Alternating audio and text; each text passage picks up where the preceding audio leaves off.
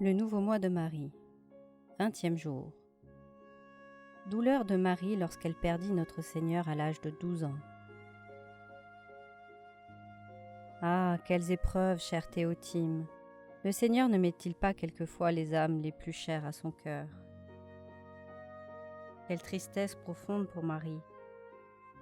Quelles inquiétudes, quelles alarmes, ou plutôt quelles angoisses pour le cœur d'une mère, lorsque pendant 3 jours et 3 nuits, elle chercha partout son divin Fils sans pouvoir le trouver. Elle le demandait à tous ceux qu'elle rencontrait, sans qu'on pût lui apprendre où il était. Elle l'appelait sans cesse et n'entendait pas sa voix. Qui pourrait comprendre ce que son âme souffrit alors? Que de pensées affligeantes, comme autant de traits aigus, perçaient son cœur. Ô mon fils, qu'êtes-vous devenu? Pourrais-je encore vous donner le doux nom de fils? Ah, sans doute mon amour pour vous n'était pas assez vif, sans doute je n'ai point assez fidèlement correspondu aux grâces dont vous avez comblé votre servante.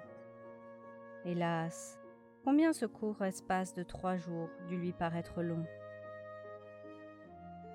Jugement, méditation. Le jugement, cet instant si consolant pour le juste et si terrible pour le pécheur, où se commencera et se consumera l'union éternelle de l'âme juste avec Jésus, où se commencera également et se consumera la séparation éternelle du pécheur avec son Dieu, seul principe et centre du véritable bonheur. Quel effroi pour l'âme sortie de ce monde dans la disgrâce de Dieu, quand elle reconnaîtra celui qu'elle a perdu par sa faute et qu'elle ne peut plus retrouver. Méditons, mon cher Théotime, ce premier acte de l'autre vie, vers laquelle nous avançons sans cesse, sans pouvoir nous arrêter un instant. Considérons 4 choses: le juge, le criminel, le procès, la sentence. 1. Le juge. C'est Dieu infiniment puissant, infiniment sage, infiniment juste. Là où j'ai rendu le dernier soupir, dans ma chambre, le tribunal est tout dressé. Jésus paraît revêtu de gloire et de majesté. Hélas, il était mon Père, et je ne l'ai pas aimé. Il était mon roi, et je l'ai abandonné. Je me suis rangé parmi ses ennemis. Il était mon Dieu, et je l'ai méprisé, outragé. Dans un clin d'œil, il fera peser sur moi tout le poids de mes ingratitudes, de mes insolences, de mes rébellions. Quelle situation! Un ver de terre, un grain de poussière en présence du Très-Haut. Un esprit fort, un jeune incrédule, seul devant la majesté de Dieu.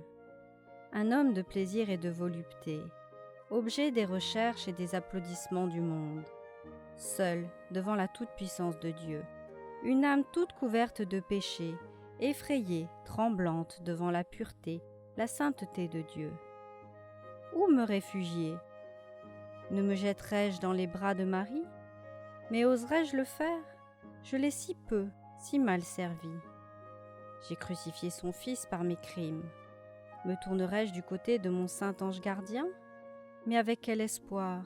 Je l'ai presque toujours contristé, repoussé. Le démon, pendant ma vie, a été mon maître, mon roi. Dans ce jour redoutable, hélas, le perfide, il deviendra tout à coup mon accusateur. 2. Le criminel. C'est l'homme, et l'homme seul en présence de Dieu seul. Quel sera alors l'effroi du pécheur? Vous savez, mon cher Théotime, ce que rapporte l'écriture sainte de l'impie Balthazar. Assis à un festin splendide, environné des grands de ce royaume et des officiers de son palais, Balthazar oublie qu'il est mortel. Ivre d'un fol orgueil, il fait apporter les vases sacrés du temple de Jérusalem. Les grands de l'Empire, le roi, les courtisans profanent les vases consacrés par la religion. On boit avec excès, on vante les dieux des nations, les dieux d'argent et de pierre. Une joie insensée transporte tous les convives. Tout à coup, une main paraît, elle écrit sur la muraille. Balthazar l'aperçoit. Épouvanté, il pousse un cri, son visage change, il pâlit. Ses genoux tremblent et se choquent rudement l'un contre l'autre. Grand roi, quoi? Vous tremblez, et vous êtes environné des splendeurs de la royauté. Et ne voyez-vous pas? Prince, que voyez-vous donc? Cette main qui écrit. Ah, mon cher Théotime, si l'apparition subite d'une main écrivant les arrêts de la justice divine fit trembler un monarque puissant, quelle sera la consternation de l'homme pécheur à la première vue de son Dieu, à la première rencontre de son juge? Pas un ami, pas un parent pour le défendre. À sa droite, le saint ange gardien témoin. À sa gauche, le démon accusateur. Où êtes-vous, s'écriera le pécheur, vous pour lesquels je n'ai pas craint d'offenser Dieu? Où êtes-vous? Hélas, personne ne s'offre pour parler en sa faveur. Le voilà entre deux éternités. S'il lève les yeux, il voit son juge irrité dont les regards le foudroient. S'il les abaisse, l'enfer ouvre ses abîmes pour le dévorer. Derrière lui, le monde, à une si grande distance qu'on ne peut ni l'apercevoir, ni s'en faire entendre. Autour de lui, l'armée innombrable de ses péchés. Devant lui, la mer de l'éternité, mer sans fond, mer sans rivage. 3. Le procès. Le grand livre de la justice de Dieu est ouvert. Liber scriptus proferetur. Il est placé sous mes yeux. J'y distingue tous mes péchés. Péchés de mon enfance, péchés de ma jeunesse, péchés d'un âge plus avancé. Tout le bien que j'ai dû faire et que je n'ai pas fait. Tant de pertes de temps, tant d'inspirations rejetées, tant de bons exemples repoussés, tant de folles dépenses sacrifiées au jeu, à la sensualité, à la vanité. Hélas, pour être jeté au feu, il suffit de n'avoir pas produit de bons fruits. J'ai eu faim, et vous ne m'avez pas donné à manger. J'ai eu soif, et vous ne m'avez pas donné à boire. Si l'homme est condamné à ce titre, quel est le sort qui l'attend pour tant de péchés qui ont souillé sa langue, ses yeux, ses mains, tous ses sens? Quelle excuse fera-t-il valoir? Dira-t-il que la grâce lui manquait? Il en a été inondé, et s'il l'eût voulu. Mais non, c'est sa faute, sa pure faute, sa très grande faute. Infortuné pécheur, qu'alléguerez-vous dans ce terrible moment pour votre justification? Direz-vous que vous avez vécu comme les autres, comme la foule?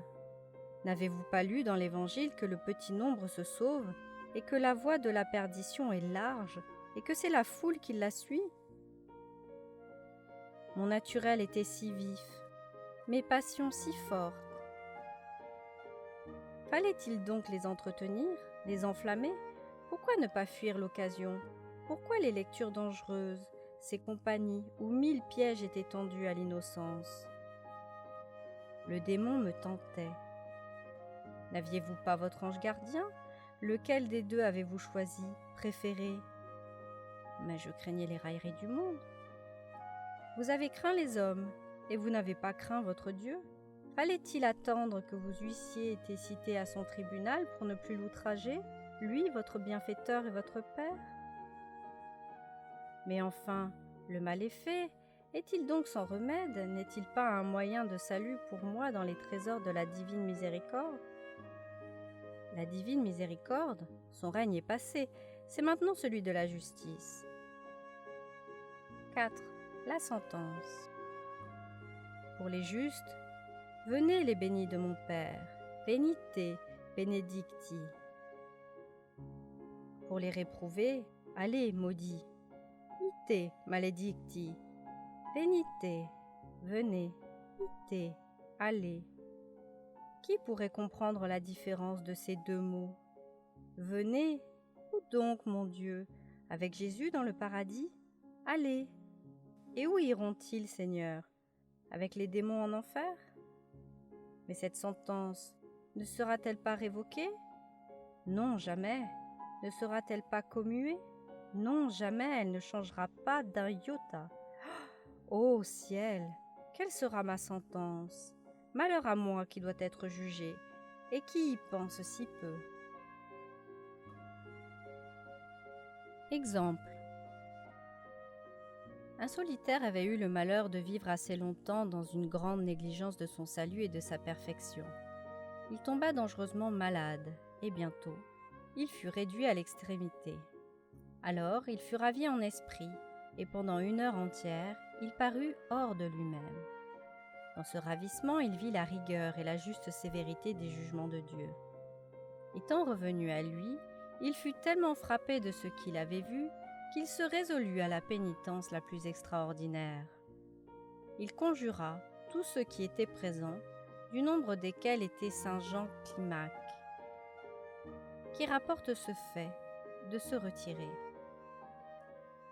Puis, ayant fait murer la porte de sa cellule, il y demeura renfermé pendant 12 ans, sans parler à personne et ne vivant que de pain et d'eau qu'on lui apportait. Il se tenait assis, méditant continuellement ce qu'il avait vu, demeurant toujours dans la même posture, les yeux fixés et versant un torrent de larmes. Lorsqu'il fut près de mourir, les solitaires enfoncèrent le mur qui fermait sa cellule et s'approchèrent de lui. Tous, alors, le prièrent avec instance de leur adresser quelques paroles d'édification. Il s'en excusa longtemps. Enfin, il leur dit : « Pardonnez-moi, mes frères, si je ne vous dis qu'une seule chose. Si je ne vous dis qu'une seule chose. En vérité, si les hommes savaient combien le jugement de Dieu est redoutable, ils ne pourraient jamais l'offenser. » Et après avoir dit ces mots, il expira, laissant tous les religieux pénétrés d'une juste frayeur. Autre exemple. Saint Jean Climac rapporte encore l'exemple suivant, qui n'est pas moins terrible que le premier. Un religieux, dit-il, nommé Étienne, vivait avec nous dans le désert. Il demanda la permission de se retirer dans un lieu plus solitaire. Après s'être exercé dans les austérités de la vie monastique, après avoir donné des preuves d'une haute sainteté, il fit bâtir une petite cellule au pied de la montagne où habita autrefois le prophète Élie. Mais désirant mener une vie encore plus pénitente, il se retira dans un lieu nommé Sidex. Là, éloigné de toute consolation et de toute conversation avec les hommes, il se livra aux rigueurs de la austère pénitence. De la plus austère pénitence. Après quelques années de séjour dans cette solitude, se voyant fort avancé en âge, il retourna dans sa première cellule, au pied du mont Sacré, où il avait laissé 2 religieux de la Palestine qui avaient eu soin de lui conserver un petit logement. À peine y fut-il arrivé qu'il tomba dangereusement malade. La veille de sa mort, il parut tout à coup saisi de frayeur. Il portait ses regards à droite et à gauche de son lit, comme s'il eût vu des personnes qui lui fissent rendre compte de ses actions. Il répondait si haut que tous ceux qui se trouvaient présents le pouvaient entendre. « C'est vrai, vous avez raison, je ne puis le nier, mais pour cette faute, j'ai jeûné tant d'années. » Puis il disait : « Non, je ne l'ai pas fait. » Et bientôt après : « Vous dites vrai, je le confesse, mais pour cela j'ai versé bien des larmes, j'ai servi mon prochain plusieurs années. » Puis il disait : « Pour cela, c'est vrai, je n'ai point d'excuse à alléguer, mais j'espère en la miséricorde de Dieu. » C'était, ajoute saint Jean Climac, un spectacle déchirant. Ceux qui entendaient cet invincible jugement étaient tremblants et saisis d'effroi.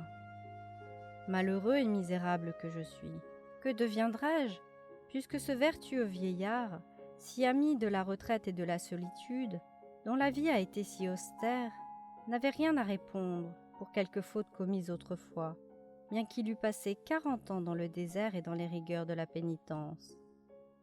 Guide des pécheurs par le Père Louis de Grenade. Pratique. Prenez la sainte habitude de ne vous coucher jamais sans être prêt à paraître devant Dieu. C'est le moyen de n'être pas surpris. On ne l'est qu'une fois, et c'est pour l'éternité.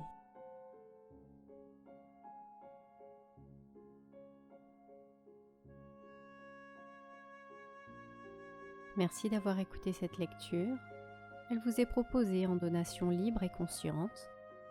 Pour réaliser votre don, c'est très simple. Rendez-vous sur laetitia.pro/donation. Et si vous avez aimé cette lecture, soyez libre de vous abonner à la chaîne ou simplement de cliquer j'aime ou de la partager. Merci d'avance. Belle journée à vous. Et à bientôt.